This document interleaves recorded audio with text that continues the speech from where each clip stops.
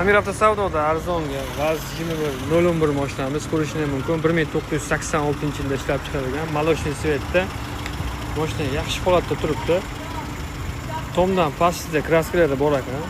Bemalol ko'rsatib tekshirib olasizlar. Mashina olqollar but-butun ekan. Motordan hech bo'yalmagan ekan. To'rtta yangi balonda turibdi mashina. Salon qismini ham ko'rsataman.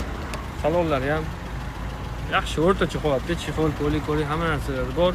Metan gazda uстановka bo'lgan mashinamizga, temir gaz balonlar, yangi texpasport, gazga ruxsatnomalar bor. Mashinada aybi kuzovida mayda-chuyda chaqa chiqib, miyatinalar bor, lekin mashina oldi ketib butun pollarigacha butun ekan.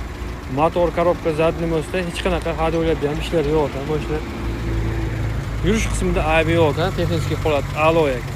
1986-yilda ishlab chiqarilgan Vaz 2101 mashinamizda narxini egalar bilan tortishib maza qilib minishing uchun $1150 tushirib